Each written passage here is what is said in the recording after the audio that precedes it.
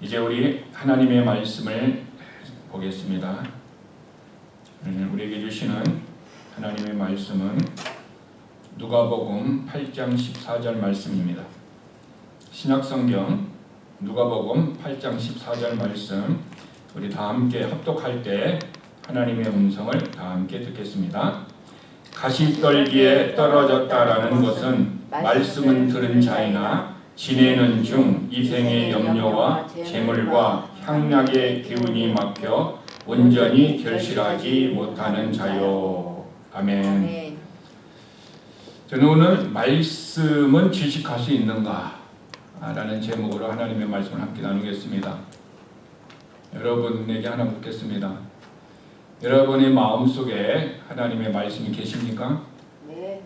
그러면은 그 하나님의 말씀이 숨이 막혀 질식되어져서 죽을 수 있습니까? 아니면 살아있는 말씀으로 계속 내 안에 거할 수 있습니까? 성경은 두 가지를 다 얘기하고 있습니다. 하나님의 말씀이 내 안에 있는 믿음과 결합이 되어지면은 영원히 살아있는 말씀으로 내 마음 안에 기록되어져서 그 말씀이 에너지와 능력과 축복으로 우리를 이끌어갑니다.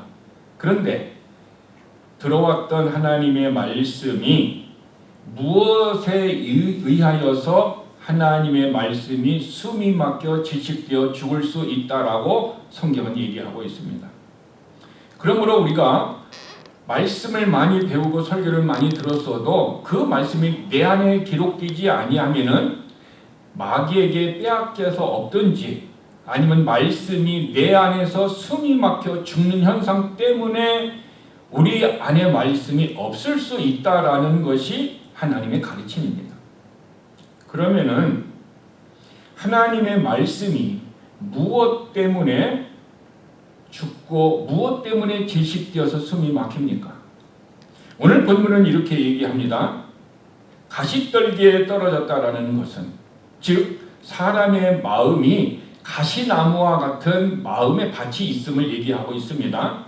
근데 가시떨기와 같은 나무가 있는데 마음이 있는데 그는 말씀을 들은 자라는 거죠. 말씀을 듣고 지내는 중 말씀이 내 안에 있어서 말씀을 살고 있다라는 거죠. 그런데 이 생의 염려와 재물과 향락의 기운이 막혔다 얘기합니다. 어떤 세 가지가 있어요. 염려와 재물과 쾌락 때문에 기운이 막혔다라고 얘기합니다. 그리고 그래서 온전히 결실하지 못하는 자다. 여기서 기운이 막혔다라는 얘기는 숨이 막혔다라는 의미입니다. 즉 다르게 얘기하면은 말씀의 기운이 막힌다라는 의미는 말씀이 숨이 막혀 질식되어서 죽는다라는 의미를 가지고 있습니다. 문자 그대로 이게 직역을 하게 되면은 사방에서 말씀을 목을 졸라서 숨을 못 쉬게 해서 질식시키는 그 무엇이 있다라는 거죠. 그것을 성경은 가시나무라고 얘기하고 있고 우리 번역은 가시떨기라고 얘기하고 있습니다. 그러므로 내 안에 있는 말씀이 사방에서 무언가가 우리를 강력하게 에워싸면은 목을 꽉 조는 것 같이 숨이 막혀져서 어떻게 합니까? 말씀이 초크, 질식되어진다는 거예요. 성경에는 초크라는 영어 단어를 정확히 썼어요. 이 초크라는 단어가 뭐냐면 질식시키는 거예요. 유도나 유도 경기 중에 여기 초크라는 기술이 있어요. 목을 크게 조릅니다. 졸으면요 2초에서 3초간의 숨을 못 쉬고 순간적으로 기절할 수 있습니다. 바로 운동에서도 초크라는 기술, 질식시켜서 조르기라는 것 때문에 이길 수 있지만 바로 하나님의 말씀도 질식시켜서 죽게 버리는 것이 있다. 하나님은 그것을 오늘 식물로 어떻게 합니까? 비유적으로 얘기했습니다. 식물이 지금 싹이 나고 있는데 가시덤불이 많이 둘러싸여가지고 공기도 들어갈 수 없고 햇빛도 완전히 차단해가지고 어떻게 합니까?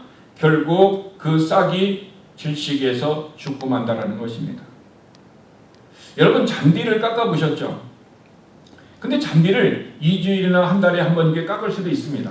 근데 잔디를 깎지 않고 계속 그대로 1년, 2년, 3년 둬보세요. 어떤 현상이 일어나면 잡초가 나가지고 결국 어떻게 합니까?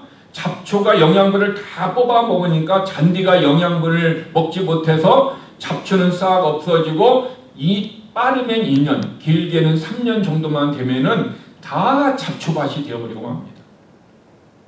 이것은 잡초가 영양분을 다 빨아서 잔디가 영양분을 받지 못하게 하는 원리입니다. 즉 잔디가 숨이 막혀 죽었습니다. 바로 하나님의 말씀이 내 안에 있어도 내 하나님의 말씀을 숨통을 조이는 그 가시나무가 가시덤불이 많으면은 말씀이 죽는다 얘기하고 있는 것입니다. 근데 여기서 질문이 하나 필요합니다. 하나님의 말씀은 살아있고 운동력 있고 활력이 있어서 능력 있는 말씀이라고 그랬는데, 그리고 하나님의 말씀은 하늘과 땅은 없어져도 영원히 없어지지 않는다라고 성경은 얘기하고 있는데, 어떻게 하나님의 능력의 말씀이 숨이 막혀 죽는 것입니까? 라는 우리는 생각을 할 수 있다는 것입니다. 어떻게 생명의 말씀이, 능력의 말씀이 죽을 수 있습니까? 여기서 말씀이 숨이 막혀 죽는다라는 것은 말씀이 능력이 없어서 죽는다라는 의미가 아니라 말씀이 역사하지 못한다라는 의미를 가지고 있습니다. 즉, 내 안에 수표가 있는데 이 수표가 어떻게 해요? 능력을 발휘하지 못하는 수표가 될 수 있어요. 하나님의 말씀은 능력이 있는데 능력을 발휘하지 못해요. 왜 능력을 발휘하지 못해요? 뭔가가 지금 눌러가지고 하나님의 말씀이 역동적으로 일하지 못한다라는 사실인 것입니다. 하나님의 말씀은 일하는 법칙이 있어요. 하나님의 말씀은 믿음과 순종 안에서 일을 하십니다. 믿음과 순종이 없는 사람에게서는 이 하나님의 말씀은 그대로 보물로서만 있는 것이지 어떤 폭발적인 능력으로 역사하지 못하라는 것은 말씀이 능력이 없어서가 아니라 하나님의 말씀은 인격적으로 믿음과 순종 안에 있는 사람에게만 역사한다는 하나님의 법칙이다라는 것입니다. 그러므로 하나님은 우리들에게 말씀을 믿음과 순종으로 나아갈 수 있는 자유의지를 주셨다라는 거예요. 그러므로 내 자유의지가 하나님 편에 서지 아니하고 세상의 편에 있다든가 아니면 가시로 말미암아 세상의 것 때문에 눌려 있으면은 하나님의 말씀은 일하지 아니하고 계속해서 거하만 있는 거예요. 여러분, 마태복음 13장 58절에 보면요, 예수님이 자기 고향에서 능력을 많이 행하지 않으셨다라고 얘기하고 있습니다. 왜 예수님이 자기 고향에서 더 많은 능력을 행하면 좋은데 왜 능력을 행하지 않았을까요? 그들이 믿지 아니함으로 말미암아 거기서 많은 능력을 행하지 않았다라고 얘기합니다.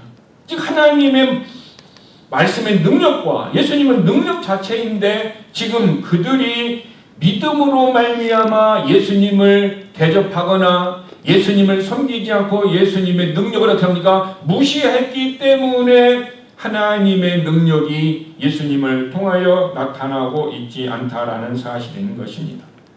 그러므로 하나님의 능력이 내 안에서 밖으로 나타나게 하려면은 이 가시나무 말씀을 눌러서 영양분을 뽑아가며 하나님의 능력의 역사를 하지 못하게 하는 이 가시나무를 어떻게 됩니까? 제거해야 합니다. 그러면은 가시나무는 무엇입니까? 오늘 본문은 정확히 이 세 가지를 얘기하고 있습니다. 말씀을 숨죽이게 하는 이 올가미가 염려와 재물과 쾌락이라 성경은 얘기하고 있다라는 것입니다. 그런데 하나님은 우리에게 이렇게 얘기했습니다. 아무것도 염려하지 말라. 기도와 간구로 내가 요청하는 것을 하나님께 아리라. 그리하면 평강의 하나님이 너의 마음과 생각을 반드시 지켜주실 것이다 얘기하고 있습니다. 가만히 보면요, 아무것도 염려하지 말라라고 얘기하고 있습니다. 이 얘기는 우리가 염려하지 않을 수 있는 우리 안에 능력이 있기 때문에 하나님이 우리들에게 염려하지 말라고 한 것이 아니라는 것입니다. 무엇을 내가 참으라라는 어떤 그런 의미가 아니라는 것입니다. 염려하지 말라라는 것은 내 마음에 있는 염려가 있는데 염려의 주소가 어디에 있어요? 내 마음에 있는데 이것을 어디로 옮겨요? 하나님께로 주소를 옮기라라는 거예요. 그러니까 염려를 내가 가지고 있던 것을 하나님께 드리면은 하나님께서 그 염려를 가져가서 염려의 주소가 내 마음에서 하나님께로 바뀌어지는 것입니다. 그러므로 염려를 멈추는 주체는 나의 능력이 아니라 하나님의 평강입니다. 하나님의 평강이 내 안에 들어오면은 우리의 생각과 마음을 반드시 지켜준다고 그랬는데, 근데 염려를 하나님께 내가 드리면은 수고하고 무거운 짐을 진 자들아 다 내게로 오라. 내가 너희를 쉬게 하리라. 그리고 너희는 내게 와서 내 멍에를 베고 내게 배우라. 그리하면 너희가 쉼을 얻으리라 그랬어요. 그러니까 내 마음에 있는 염려를 하나님에게로 주소를 옮기려면 어떻게 돼요? 기도를 해야 된다는 것입니다. 그 기도가 뭐예요? 하나님, 지금 내 힘으로 이런 걱정과 이런 아픔과 이런 슬픔을 내 힘으로 해결하려고 하는데 해결이 안 됩니다. 그러니 하나님, 이것을 하나님이 가져가 주시고 하나님이 해결해 주세요. 이렇게 아뢰는 일, 이것을 기도라고 얘기하고, 그 기도할 때 우리의 염려가 하나님에게로 가져가 주시고 그 염려가 있던 우리 자리에 하나님의 평강을 주셔서 평강을 통해 우리의 생각과 마음을 지켜주신다라는 말입니다. 그러므로 염려하지 말라라는 얘기는 내 마음의 통제권의 주인을 바꾸라는 거예요. 이제까지 내 마음을 누가 관리했어요? 내 자신이 관리했어요. 근데 관리해도 염려, 근심, 걱정이 계속 있으니까 이것을 누구에게? 하나님께로 바꾸는 거예요. 주권을 하나님께로 만드는 거예요. 이것은 하나님을 믿지 아니하면은 그렇게 기도할 수도 없고 그렇게 주권을 하나님 앞에 맡길 수도 없습니다. 그러므로 믿음과 순종이 내 안에서 역사를 할 때에 비로소 우리는 기도할 수 있으며, 기도할 때 믿음의 주소가 내 안에 자리 잡고 있을 때 우리에게는 평강이 오고 우리에게는 어떻게 합니까? 하나님의 은혜가 임하는 것입니다. 이것이 하나님이 우리 안에 있는 염려를 하나님에게로 드리는 방법입니다. 그런데 성경에는요, 이 염려를 마음 안에서 벗어나지 못하고 마음에 계속 갖고 있음으로 말미암아 고통을 당했던 사람들이 있어요. 이 말은 저와 여러분도 이 마음의 어떤 염려, 근심, 걱정들을 하나님 앞에 맡기지 아니하고 내가 해결하려고 붙들고 있으면은 우리들에게는 어떡합니까? 어떤 고통들이 온다라는 거죠. 성경에 보면은 세상의 염려와 불신 때문에 말씀이 기운이 막혀서 말씀이 죽어서 고통당했던 사람들이 있는데 대표적으로 출애굽 1세대의 이스라엘 백성들입니다. 애굽에 있다가 그들이 1세대 사람들이 자기 자녀들을 데리고 나왔습니다. 나와가지고 광야에서 그들은 홍해 바다를 건넜고 광야에서 만나와 메추라기를 통해서 일하지 않아도 하나님의 공급하심을 입었습니다. 그런데 이제 가나안 땅을 건너가기를 앞두고 12명의 정탐꾼이 다녀왔어요. 근데 2명은 믿음의 고백을 했지만 10명은 어떻게 합니까? 부정적인 얘기를 했어요. 근데 백성들은 누구의 영향을 받았어요? 2명의 영향을 받은 것이 아니라 10명의 영향을 받았습니다. 우리는 그들에 비하면 메뚜기 떼와 같다. 우리는 그곳에 갈 수 없다라고 그들의 마음속에 뭐가 들어왔어요? 염려가 들어왔어요. 이 염려라는 것은 그 메뚜기 떼와 같은 이 환경, 그 건너갈 수 없는 그 환경을 누구의 힘으로 해결하려고 했어요? 사람의 힘으로, 그들 힘으로 해결하려고 하다 보니까 해결될 수 없는 상황이기 때문에 그들의 마음에 염려라는 뭐가 들어왔어요? 공포감이 들어왔다는 거죠. 즉 이 얘기는 그들에게 영적인 마비가 무엇 때문에 생겼습니까? 염려 때문에, 그 고통 때문에 그들의 마음속에서 생겼다라는 것입니다.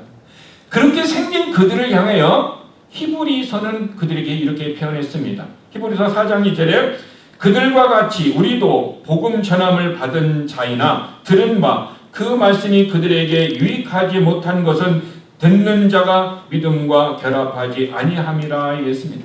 그들은 하나님의 말씀을 들었어요. 무슨 말씀을 들었어요? 가나안 땅에 들어갈 것이다. 말씀을 들었고 말씀이 그들의 마음에 있었습니다. 그런데 그들에 비하면은 메뚜기 떼와 같고 우리는 그들을 갈 수 없다라는 부정적인 말 때문에 그들의 마음의 염려와 하나님을 향한 불신이 자기들의 마음에 싹 텄다라는 것입니다. 그래서 말씀이 안에서 있었지만 말씀이 능력을 발휘했습니까? 못 발휘했어요. 발휘하지 못했어요. 염려 때문에 발휘하지 못했다라는 것입니다. 결과적으로 말씀이 염려 때문에 죽었다라는 것을 우리는 알 수 있는 것입니다. 여러분, 바로 가시나무가 무엇입니까? 염려라는 거예요. 하나님의 말씀을 숨통을 조이는 가시나무가 첫 번째는 염려다라는 사실인 것입니다. 출애굽한 백성들은 현실적인 염려보다는 하나님의 말씀을 더 신뢰하지 않았다는 거예요. 그래서 하나님의 말씀이 그들에게서 역사하지 못함으로 말미암아 그 말씀은 염려 때문에 죽었고 그들은 가나안 땅에 들어가지 못했습니다. 그러나 가나안 땅에 유일하게 들어간 사람이 있습니다. 그것은요, 20세 미만의 어린 아이들, 성인이 되기 전의 사람들은 다 들어갔습니다. 그리고 가나안 땅에서 태어난 사람도 들어갔습니다. 그리고 내 안에 있는 말씀과 가나안 땅에 들어간다는 그 말씀과 하나님의 말씀과 결합되어져 있던 요수아와 갈렙, 유일한 2명이 들어갔습니다. 그리고 또 한 그룹이 있습니다.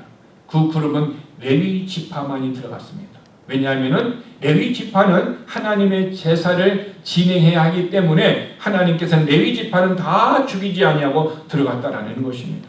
그러므로 우리도 이 세상에서 하나님의 말씀을 듣고 그 말씀을 믿고 있다가 어느 날 갑자기 세상의 염려와 근심과 걱정이 어떻게 합니까? 나를 덮으면은 말씀이 어떻게 해요? 염려의 가시나무대를 눌려가지고 숨이 막혀 죽는다라는 이 영적인 진리를 우리는 알아야 합니다. 우리는 신앙생활하면서 이 염려 때문에 내 안에 있는 말씀들이 수없이 어떻게 합니까? 죽어서 열매를 맺지 못하는 우리 인생의 시간들이 있었을 것입니다. 그 염려 때문에 잠도 자지 못하고 그 염려 때문에 몸도 상하고 그 염려, 근심, 걱정 때문에 삶의 고통 속에서 살았던 그 시간들은 우리의 몸만 힘든 것이 아니라 우리 안에 있던 말씀이 죽어서 숨이 막혀서 열매를 맺지 못해서 하나님의 평강이 우리 안에 오지 못하고 그래서 우리는 가시나무인 그 염려에 눌려서 스트레스를 받아서 우리의 삶이 하나님의 은혜를 경험하지 못한 시간들이 우리 안에 있다라는 것입니다. 그러면은 말씀을 숨이 막혀 질식되게 하는 두 번째 가시나무는 무엇입니까? 그것은 재물입니다. 즉 재물은 하나님의 말씀이 영양분을 취하려고 하는데 그것을 차단하는 장벽입니다. 재물이 우리 안에 마음에 들어오게 되면은 마음의 모든 관심사를 어떻게 합니까? 재물이 독점을 합니다. 그래서 성경은 하나님과 재물을 겸하여 섬길 수 없다라고 정확하게 우리에게 알려주고 있는 것입니다. 우리 안에 있는 말씀이 자라려면은 어떻게 합니까? 내 영혼이 충분한 영양분을 섭취해야 됩니다. 근데 그 영양분, 하나님의 은혜를 내가 받아야 되는데 재물이라는 이 가시가 내 안에 들어오면은 어떻게 합니까? 영양분을 쭉쭉 계속 빨아먹어가지고 내 마음과 관심이 어떻게 합니까? 하나님에게서 어디로 가요? 재물로 가게 되니까 하나님을 향한 영양분이 가지 못하고 에너지가 되어 재물을 향해서 가는 거죠. 그렇기 때문에 어떻게 합니까? 이 말씀이 질식되어서 죽어버리는 거예요. 그래서 말씀의 숨을 질식시키는 가시나무 두 번째는 재물이다라는 사실을 기억하시길 바랍니다. 여러분, 재물이라는 의미는 단순히 주머니 속에 어떤 현금이나 통장의 잔고에 국한하지 않습니다. 성경적인 의미의 재물은요, 하나님 없이도 내 삶을 풍족하게 만들어줄 수 있다라고 믿는 세상적인 모든 자원과 가치를 포함하고 있는 것입니다. 하나님이 없어도 나는 굳건하게 살아갈 수 있다. 이런 세상적인 가치를 두는 것, 이것도 재물 속에 들어간다라는 것입니다.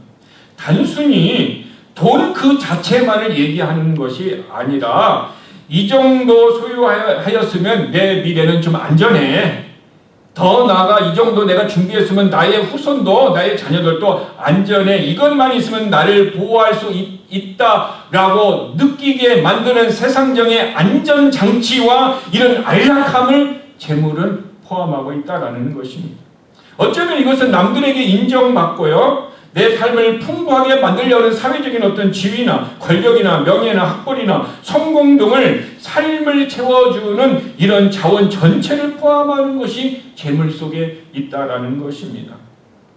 눈앞에 가진 액수와 상관없이 내 마음을 집착하게 만들고 하나님보다 이것을 더 마음에 채워야 평안을 누리고 마음에 놓이는 이 욕망의 상태 전체가 재물이다라는 사실인 것입니다.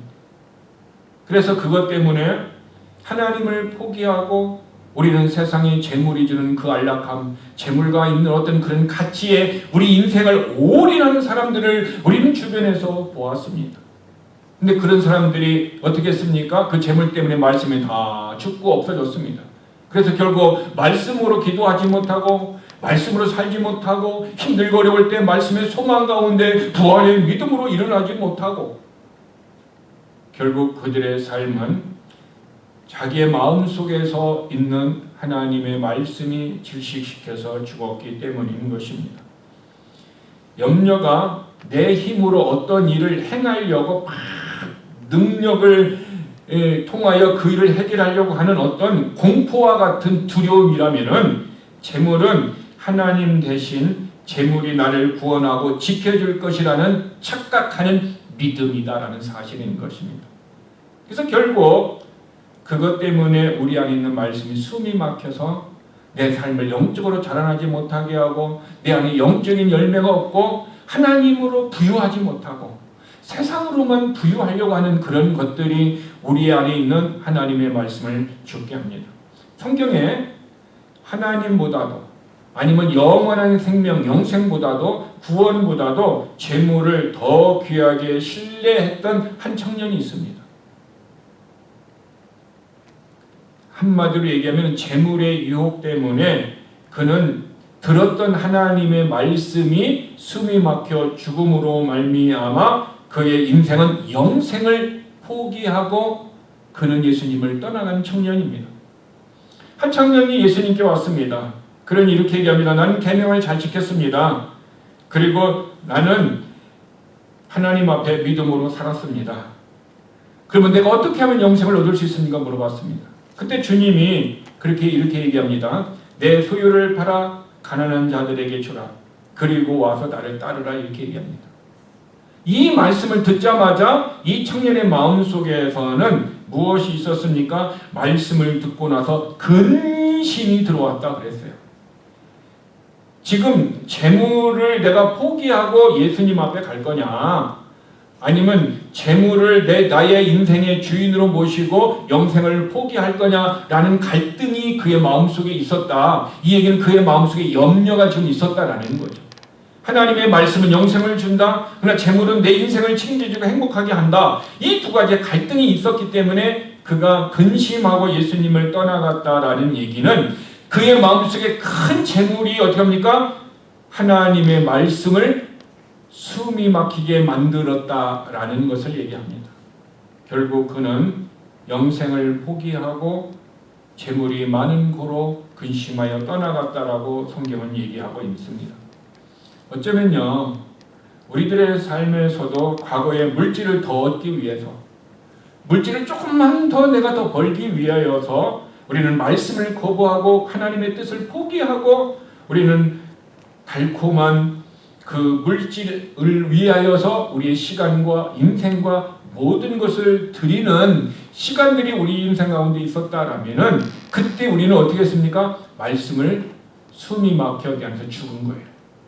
그래서 내가 가는 그 길이 믿음의 길이 아니라 세상을 향한 길이 가고 내가 가는 그 길이 하나님의 영광을 위한 그 길이 아니라 내게 인생의 유익을 주는 세상을 향한 그 길을 우리는 걸어갔던 간증들이 우리 안에 있다면 그것은 내 안에 있는 말씀이 죽었다라는 증거입니다. 그러면 우리는 어떻게 해야 됩니까? 이런 경험이 있다면 우리는 어떻게 해야 됩니까? 말씀에 숨을 질식시키게 하는 가시나무 세 번째가 있습니다. 그것은 쾌락입니다. 쾌락. 세상이 주는 향락입니다. 이 세상이 주는 향락은요, 우리가 영적인 호흡을 할 때 산소를 빼앗아가는 유혹입니다. 영적인 호흡을 하지 못하도록 산소를 빼앗아간다는 것입니다. 육신의 쾌락은 달콤합니다. 그러나 육신의 쾌락은 영적인 감각을 마비시킨다라는 사실을 우리는 기억해야 합니다. 성도가 세상의 쾌락에 재미에 푹 빠져 있는 동안에 우리는 하나님을 향한 영적인 호흡은 기도와 말씀이 멈춰지게 되어 있습니다. 우리는 두 가지가 내 안에서 같이 공존할 수 없게 되는 것입니다. 즉, 내가 세상의 쾌락을 선택하는 순간 내 안에 있는 하나님의 말씀이 어떻습니까? 영양분을 빼앗기고 호흡하지 못하기 때문에 내 안에 있는 말씀이 죽어버리는 것입니다. 그러니까 내 영혼이 영양실조가 걸려가지고 어떻게 합니까? 설교를 들어도 평안이 없고 기도를 해도 응답이 없고 내 삶의 하나님과의 관계성 속에서 어떤 영적인 은혜를 우리가 경험하지 못하는 삶이 바로 쾌락을 향하여 나아가서 그 쾌락이 내 안에 있는 말씀을 주겠다라는 증거입니다. 그렇게 살았던 사람이 있습니다. 그 사람이 누구냐면 디모데후서 4장 10절에 보니까 대만은 이 세상을 사랑하여 나를 버리고 데살로니가로 갔고 얘기합니다.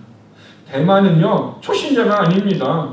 그는 바울과 함께 전도 여행에 참여할 수 있는 정말 하나님의 능력과 하나님의 말씀을 경험한 사람이고 하나님의 놀라운 역사를 현장에서 체험했던 사람입니다.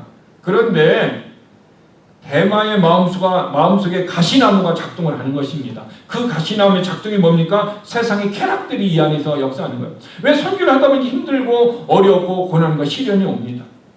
신앙생활을 하다 보니까 힘들고 어려운 삶들이 우리 안에서 있고 어떤 상황들이 우리를 힘들게 하는 상황들이 놓일 수 있습니다. 그때 어떻게 했습니까? 우리는 마음속에 잠재되어 있던 세상의 향락과 편함에 대한 애착이 내 안에서 술술술술 자라나고 있습니다.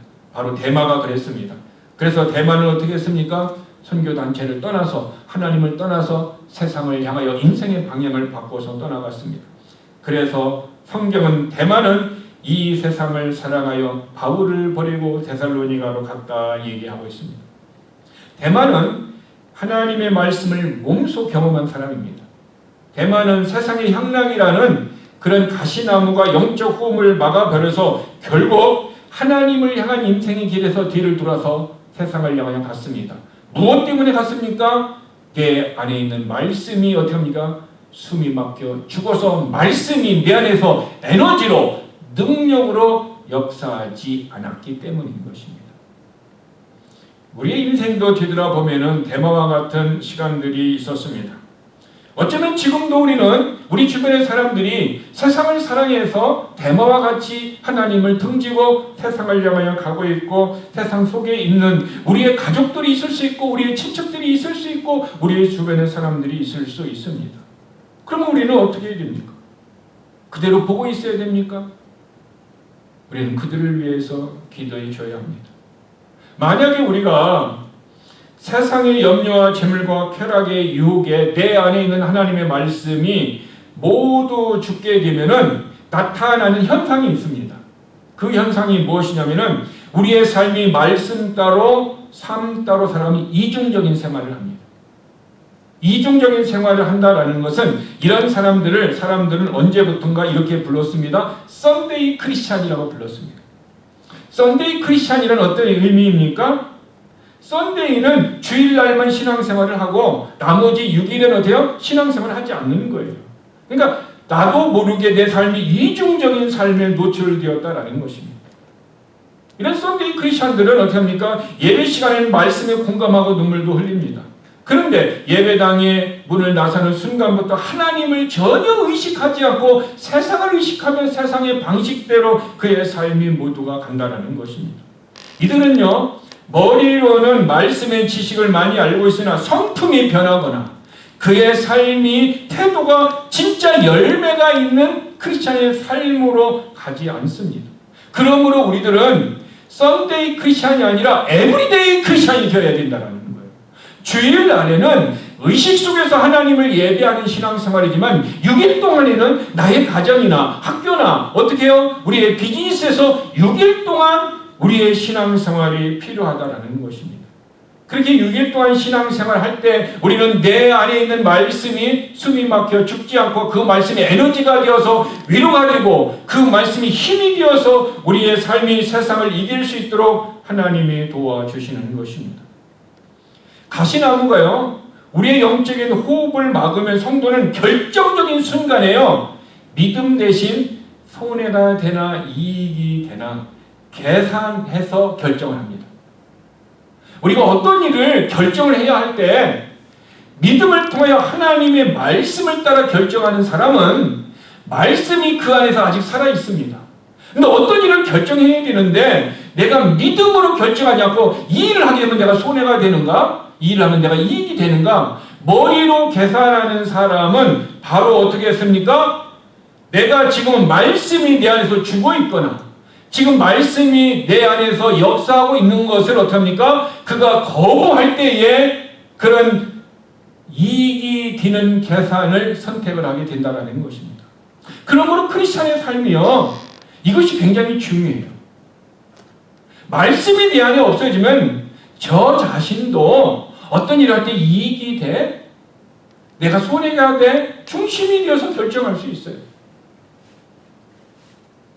예전에 저의 모습이 그랬습니다. 과거에 신학교를 다닐 때 어느 교회에서 인턴으로 내가 전도사로서 목회를 배우고 있었습니다.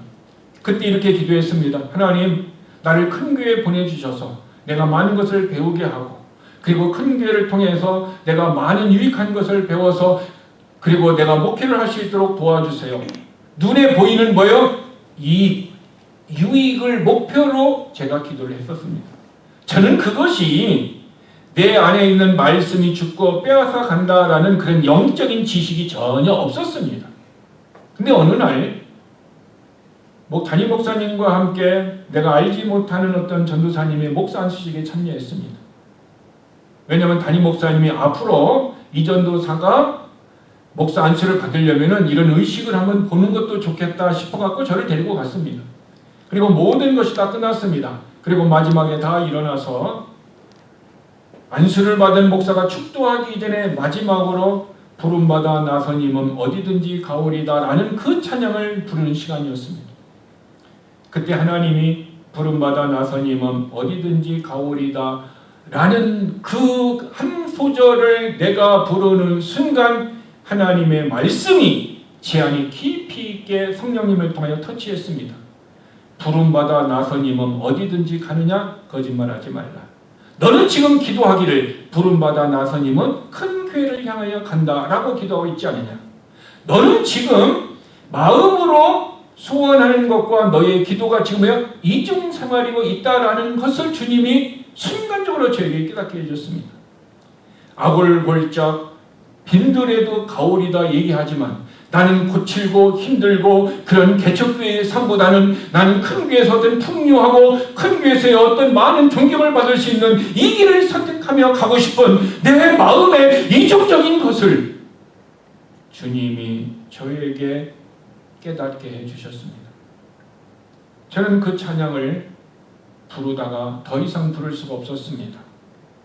내 마음이 손해나 이익을 선택하고 있었고 내 마음이 속에 있는 하나님의 말씀이 죽었고 내가 이중적으로 살아가고 있는 내 모습 때문에 저는 괴로워서 견딜 수가 없었습니다. 그 찬양이 3절이 끝날 때까지 저는 계속 울었습니다. 그리고 그 예배를 마치고 난 다음에 저는 갈등을 했습니다. 하나님, 이렇게 위선적인 모습으로 제가 지금 전도사의 삶을 살고 있고 내가 그것이 옳다라고 생각했는데 하나님, 내 안에 있는 욕심이 제거되어지고 내 안에 있는 거짓이 제거되어지고 하나님의 말씀 앞에 서긴 서야 한다는 것은 깨닫고 알았는데 그런데 내가 유익을 따르고 이익을 따르는 그것을 포기하지 못하는 내 마음에서 갈등하고 있는 내 모습을 발견했습니다.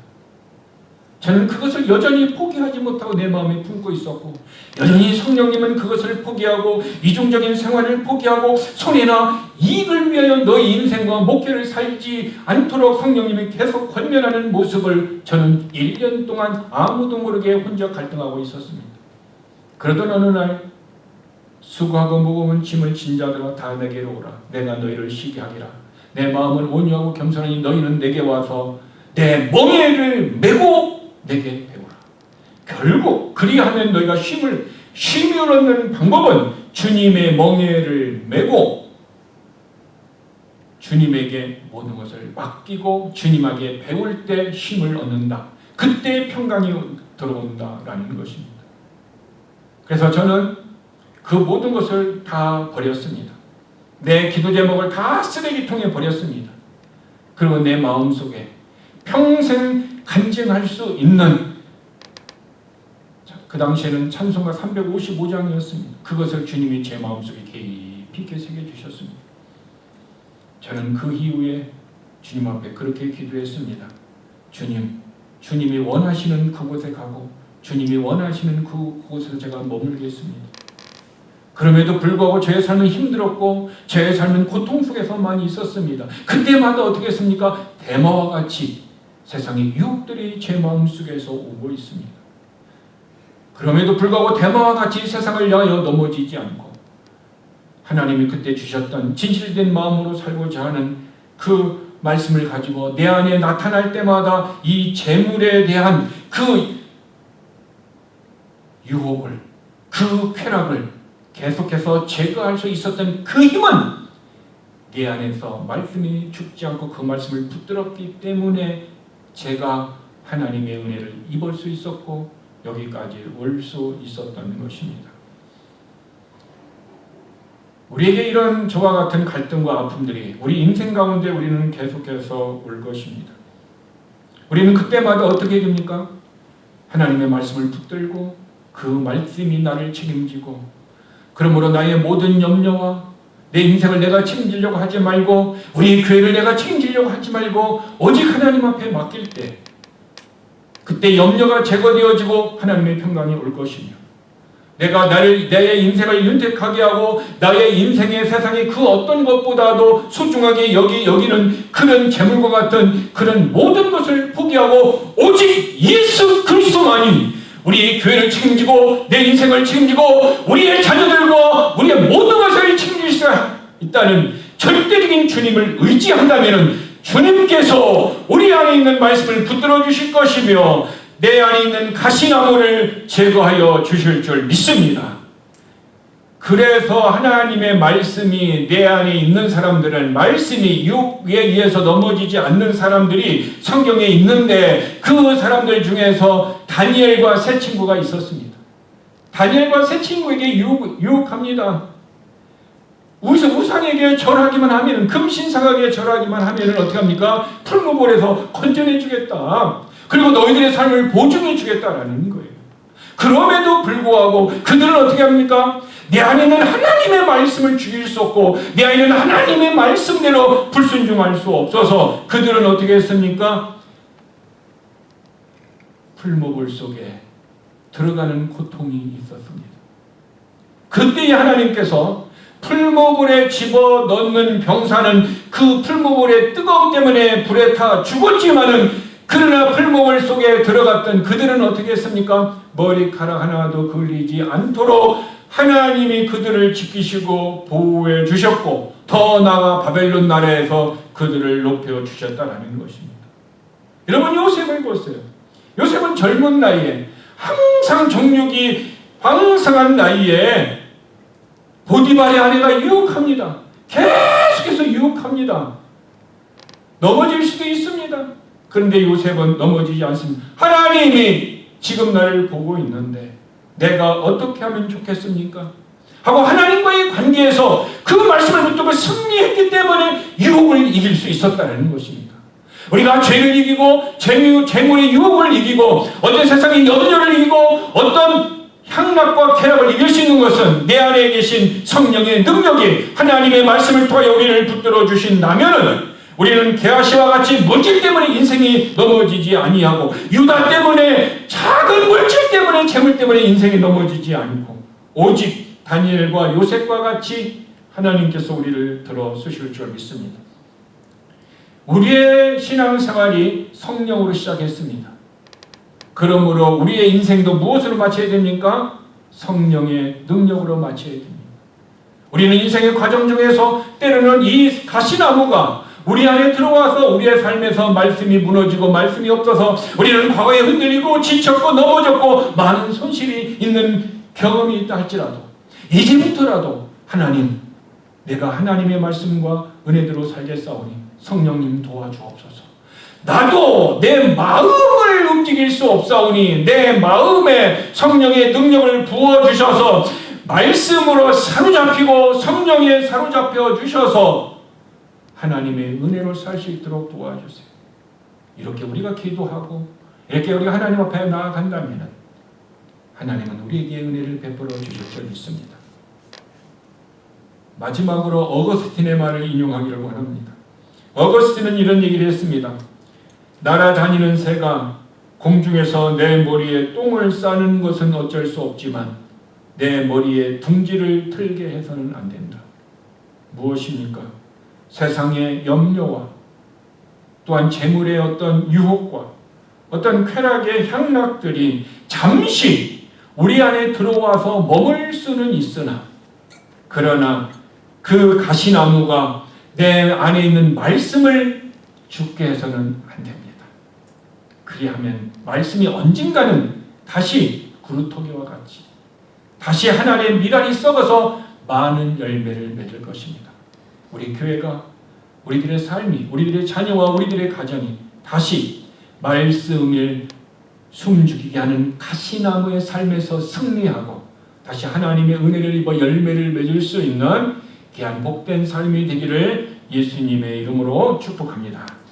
기도하겠습니다.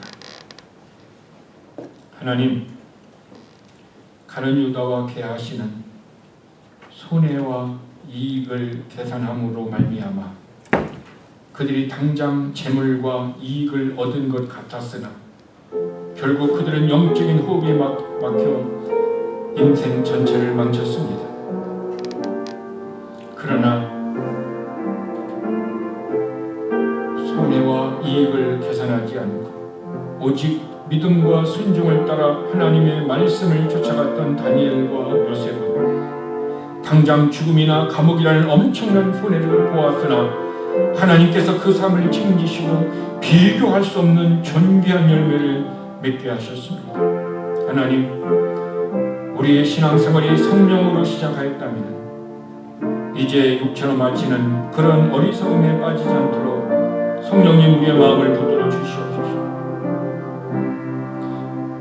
내 안에 믿음이 없어 행함이 없어 죽은 믿음에 머물지 않고 내 마음의 밭이 늘 정직과 선한 마음으로 변화가 되어서 하나님의 말씀의 씨를 뿌릴 때에 뿌리를 내리고 자라나 열매를 맺을 수 있도록 하나님 도와주시옵소서. 우리가 인생을 살다가 염려가 잠시 내 안에 들어와 머물 수는 있으나 그 염려가 그 재물의 유혹이 그 세상의 쾌락이 가시나무가 되어 내 안에 말씀을 죽이지 못하도록 말씀을 붙들고 승리할 수 있도록 하나님 도와주시옵소서. 그래서 우리의 삶이 다니엘의 새 친구와 같이 말씀을 순종하기 위하여 손해와 죽음을 무릅쓴 선택을 했던 그 믿음의 결단도 우리 안에서 열매를 주시고 그 믿음의 역사가 있도록 주의 성령님 역사하여 주시옵소서. 내 안에 있는 말씀이 열매를 맺어 하나님께 영광이요 우리 가정이 축복이고 우리의 자녀와 우리의 가문에 하나님의 복의 근원이 되도록 역사하여 주시옵소서.